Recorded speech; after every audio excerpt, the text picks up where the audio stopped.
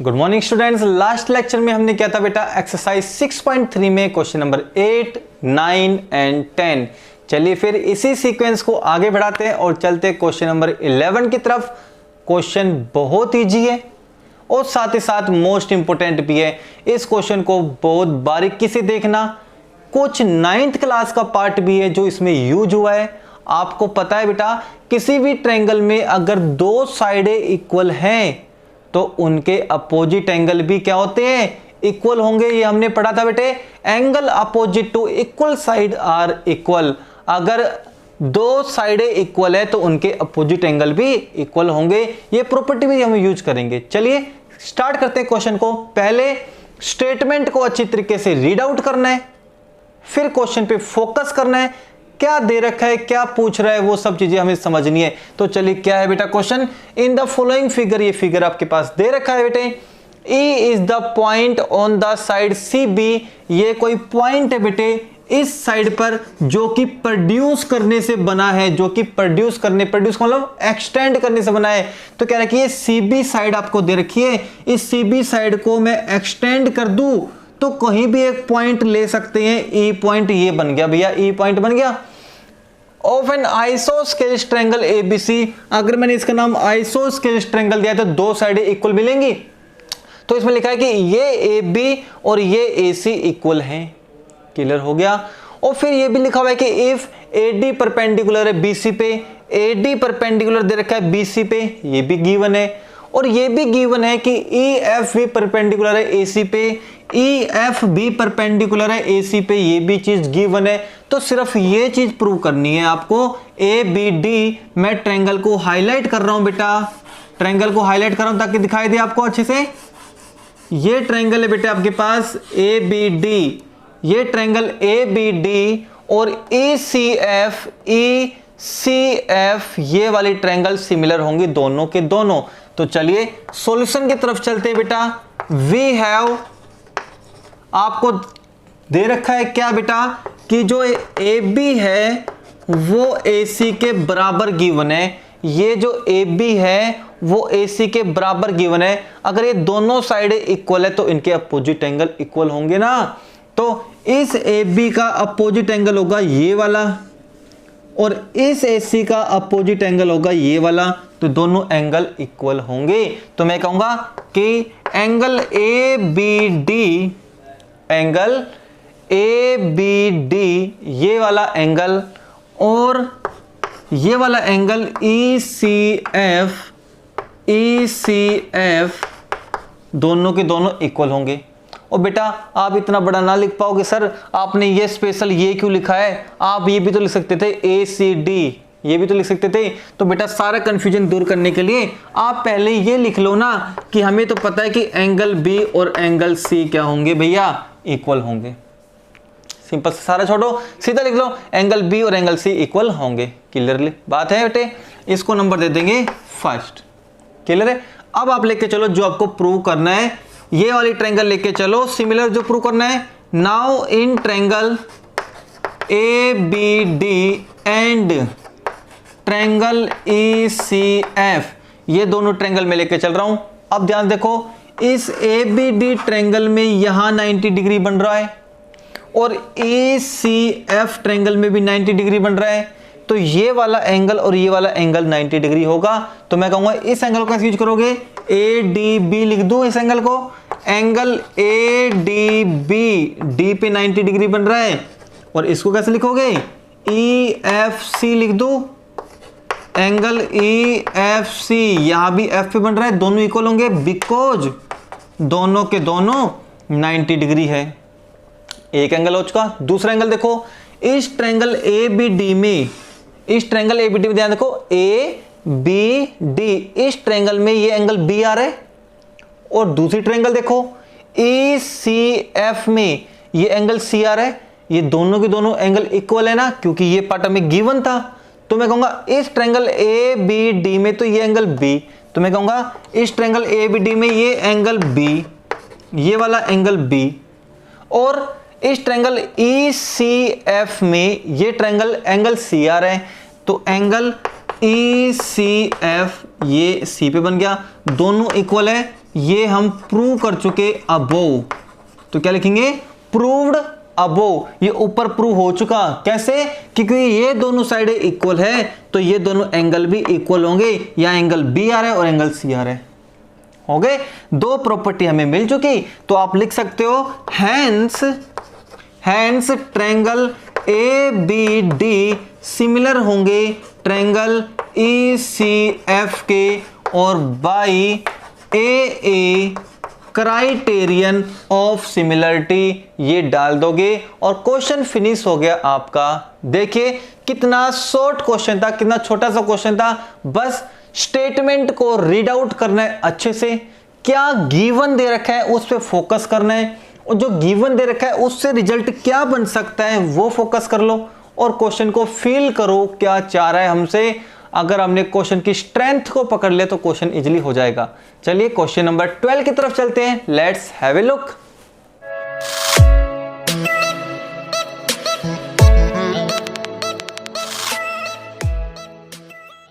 चलिए बेटा अगले क्वेश्चन की तरफ देखते हैं, क्वेश्चन नंबर 13।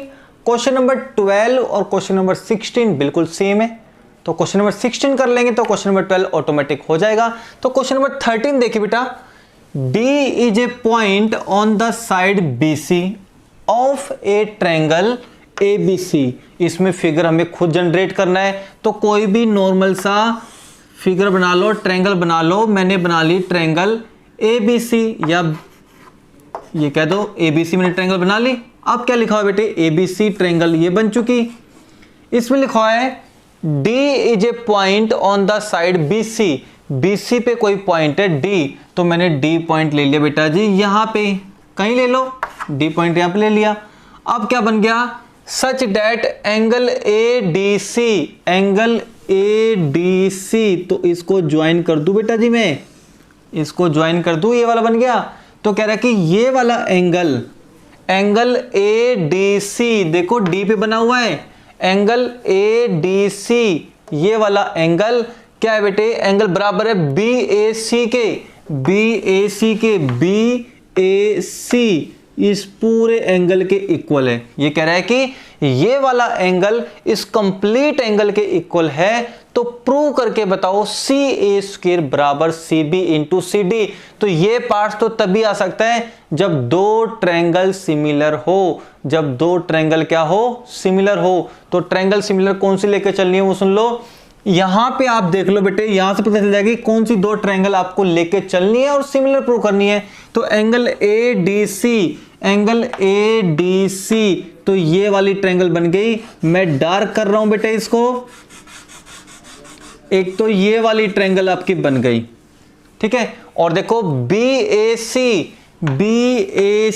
तो एक कंप्लीट ट्रायंगल बन गई ABC आपकी, ठीक है जी। चलिए तो सॉल्यूशन में हम करते हैं बेटा, वी हैव, जो आपके पास गिवन है वो लिख दो, ADC इक्वल दिया हुआ है एंगल BAC के, ये गिवन है बेटे आपके पास, गिवन है। अब लेके चलो इन ट्रायंगल, फिर समझ लो इनके अकॉर्डिंग हम ट्रायंगल बनाएंगे और उनको सिमिलर प्रूव करेंगे। तो ट्रायंगल हम लेके चलेंगे बेटा ABC, ट्रायंगल लेके चलेंगे ABC, और एंड ट्रायंगल लेके चलेंगे ADC। ट्रायंगल आप पहले ये लिख लो फिर ये लिख लो, तो दोनों ट्रायंगल हम लेके चल रहे हैं। इन दोनों ट्रायंगल में मैं क्या दूं बेटे, ये वाला एंगल इक्वल है, ये वाला एंगल पहले से इक्वल है, क्योंकि ये वाला एंगल तो आएगा इस ट्रायंगल का और ये वाला एंगल आ जाएगा बेटे इस ट्रायंगल का। तो मैं लिख दूं एंगल BAC बराबर एंगल ADC, ये हमारे पास पहले से ही गिवन है। और इन दोनों ट्रायंगल को ध्यान से देखोगे आप, इन दोनों ट्रायंगल को ध्यान से देखोगे तो C point is common, C point is common है। तो देखो इस ट्रायंगल ADC में कंप्लीट एंगल C आ रहा है और इस ट्रायंगल BAC में भी कंप्लीट एंगल C आ रहा है। अब कहोगे सर AB तो कॉमन है, लेकिन बेटे इस ट्रायंगल ADC में एंगल A हाफ है और BAC में कंप्लीट एंगल कंप्लीट है, इसलिए नहीं ले सकते। तो हम कहेंगे angle C equal to angle C है, ये दोनों में कॉमन है, ये दोनों में कॉमन है। तो अब आ जाइए बेटा जी, क्या करेंगे, अब आ जाइए ध्यान से देखो, तो कहते हैं ट्रायंगल ABC सिमिलर हो जाएगा ट्रायंगल ADC के। अब बेटे ये दोनों ट्रायंगल सिमिलर है तो उनके कोरस्पोंडिंग साइड्स आर प्रोपोर्शनल।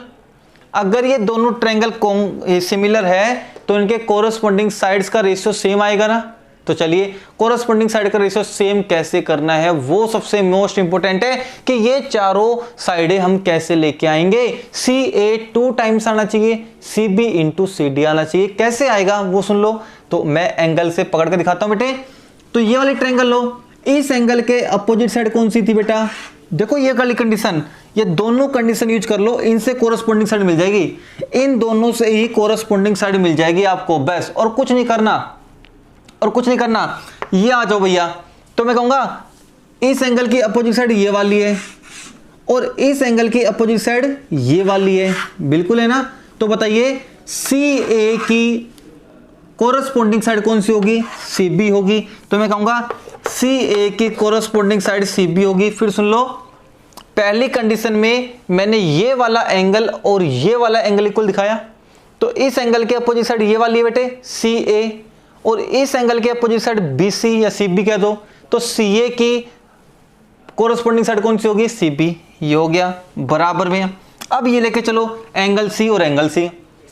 तो एंगल C, अगर मैं इस ट्रायंगल की बात करता हूं, इस छोटी वाली ट्रायंगल की बात करता हूं बेटे, तो मैं कहूंगा ये CD है ना, ये CD है इस ट्रायंगल में, तो ये CD होगी भैया। अब कहूंगा बड़े वाली ट्रायंगल की बात करो, बड़े वाली ट्रायंगल की बात करो, तो एंगल C के कोरस्पोंडिंग साइड कौन सी आएगी, AC आएगी ना, तो यही आएगी CA। समझ में आ गई बात बेटे, दोनों एंगल C दोनों बराबर है। तो मैं ये छोटी वाली ट्रायंगल लूंगा तो इस एंगल C के अलोंग कौन सी साइड बनेगी, CD बनेगी, और मैं बड़ी वाली ट्रायंगल लूंगा तो एंगल C के अलोंग कौन सी साइड बनेगी, CA बनेगी, दोनों कोरस्पोंडिंग साइड होगी। क्रॉस मल्टीप्लाई कर दो, इसकी क्रॉस मल्टीप्लाई करोगे तो क्या आ जाएगा, CA का होल स्क्वायर आ जाएगा। इन दोनों की क्रॉस मल्टीप्लाई करो तो क्या आ जाएगा, CB इंटू CD आ जाएगा। ये आपको आंसर चाहिए था, इस तरीके से आंसर चाहिए था बेटा जी। ये दोनों को अगर आप अच्छे से पकड़ कर गए तो सारे क्वेश्चन इजीली सॉल्व हो जाएंगे। अब बताइए आपको क्लियर हुआ है नहीं हुआ, कमेंट बॉक्स में जरूर बताना बेटे इस क्वेश्चन को मेनली कि सर समझ में आ गया, हमें बिल्कुल अच्छे समझ में आ गया। अगर वीडियो लेक्चर बेटा आपको अच्छा लगता है तो प्लीज लाइक जरूर कर देना, और जो नए चैनल पे नए आए तो चैनल को सब्सक्राइब करने के साथ साथ बेल आइकन को प्रेस कर दो, क्योंकि अगली वीडियो की नोटिफिकेशन भी आपको मिल जाए। ठीक है बेटे, चलिए अगले क्वेश्चन की तरफ चलते हैं। बहुत इंपॉर्टेंट इंटरेस्टिंग क्वेश्चन है, क्वेश्चन नंबर 15, 15वां क्वेश्चन बहुत इंपॉर्टेंट है, वो भी आप समझना। Let's have a look.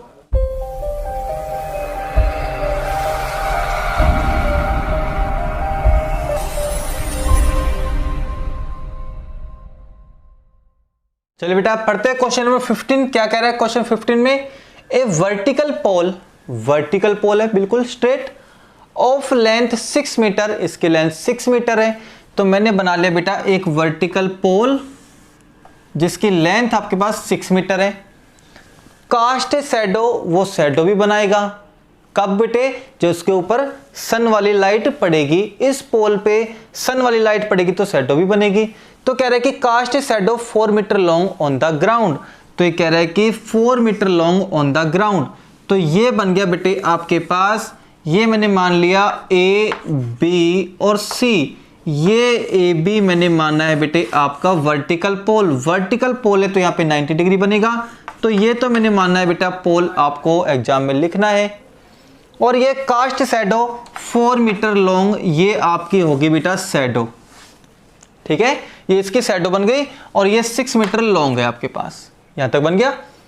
On the ground, ground पे बोला था तो ग्राउंड पे बन गया बेटे ये। And at the same time, उसी समय में एक tower cast shadow 28 meter long. अब टावर है बेटे, उसकी शैडो बड़ी है, देखो उसकी शैडो 28 मीटर लॉन्ग है, तो टावर बड़ा होगा बेटे, टावर बड़ा होगा, ये टावर बड़ा हो गया बेटे। तो इस तरीके से बन गया। तो मैंने मान लिया कि ये टावर है, टावर का नाम दे देता हूं बेटे मैं CD, और ये E दे दिया बेटे इस तरीके से, यहां तक बन गया। ये टावर है आपका, ये लो भैया, इसकी शैडो, इसकी ये वाली शैडो 28 मीटर लॉन्ग है, ये शैडो है इसकी, ये इसकी शैडो है, ठीक है। अब आपसे क्या पूछा है, find the height of the tower, tower की हाइट बताओ बाय यूजिंग ट्रायंगल, ठीक है बेटे। चलिए बेटा इसको हम सिमिलर प्रूव करते हैं। अब ध्यान समझो, आपको एग्जाम में क्या लिख देना है बेटे, लेट करके लिख दो A B and C D be the length of the pole and the tower. बताओ बेटे सही बात लिखी है मैंने, ए बी तो लेंथ है पोल की और सी डी लेंथ है टावर की, ठीक है जी। आगे चलो, also A C and D E be its shadow respectively, और ये ए सी और ये डी ई इनकी शैडो है अलग अलग, तो ये शैडो है पोल की और ये शैडो है टावर की। यहां तक समझ में आ गया। अब आपको बात समझनी है कि यहां पे कोई सन है बेटे, यहां पे कोई सन है, उनकी रेज पड़ती है बेटे, उसकी रेज पड़ती है इस पोल पे और इसकी रेज पड़ती है बेटे बिल्कुल इस टावर पे, तो बिल्कुल दोनों पे सेम एंगल पे पड़ेगी। ध्यान रहे बेटे, कोई चीज यहां है, इसके पैरेलल कोई चीज यहां है और सन है बेटे ऊपर, ठीक है। अब मैंने एट द सेम टाइम बोला है, एट द सेम टाइम बोला है। हो सकता है जैसे बेटे यहां पे सुबह 9 बजे मैंने ये पोल गाड़ा, ये टावर मैंने 3 बजे चेक किया, तो हो सकता है कि सन की लाइट अलग अलग पड़े। लेकिन जब मैंने सेम टाइम बोला है, जैसे सेम टाइम इसका 9 बजे तो इसका 9 बजे, तो सन की लाइट बिल्कुल सेम पड़ेगी, बिल्कुल सेम पड़ेगी। इट मीन सेम एंगल पे होगी, बिल्कुल सेम एंगल पे। तो आपका क्या हो गया, at the same time, at same time the rays, या कह दो the light rays from sun. ध्यान सुनना, एट द सेम टाइम, मैंने सेम टाइम का जिक्र किया है। जो लाइट रेज होंगी, जो लाइट रेज होंगी जिसकी वजह से शैडो बनेगी, जब तक लाइट रेज इन पे नहीं गिरेंगी तो शैडो भी नहीं बनेगी। भैया ये अंधेरे में अगर रात को 9 बजे चेक करोगे तो शैडो कहां से बनेगी इनकी, और शैडो बनाने के लिए भी कोई मर्करी लाइट, सीएफएल लाइट होनी चाहिए ताकि इसकी शैडो बने। तो लाइट रेज तो चाहिएगी आपको, लाइट रेज तो चाहिएगी। तो मैंने कहा ग्राउंड पे बनाया तो लाइट रेज होगी फ्रॉम सन से, will fall on pole and the tower. ये बेटे गिरेंगी, जो लाइट रेज होंगी ना, कहां से लाइट रेज, सन से, वो गिरेंगी किसके ऊपर, पोल के ऊपर एंड टावर के ऊपर। एट हम क्या लिखेंगे, सेम एंगल। ये है मेन पॉइंट कि जो अगर आप सेम टाइम पे लाइट रेज गिरते हो सन से, किस पे, पोल पे और टावर पे, तो वो सेम एंगल पे गिरेगी, सेम एंगल पे गिरेगी। इट मींस यहां जो सनरेज करते तो ये वाला एंगल और इस पे गिरते तो ये वाला एंगल क्या होगा, इक्वल होगा। और इसी वजह से यहां शैडो, इसकी शैडो यहां भी तो जाएगी, ये वाला एंगल और इस पे गिरेंगे तो ये वाला एंगल भी इक्वल होगा, बिल्कुल होगा इक्वल। तो हम कहेंगे इस ट्रायंगल का ये वाला एंगल, तो एंगल ए बी सी, ये वाला एंगल ले लिया, बराबर होगा D C E, angle D C E, ये इक्वल होगा।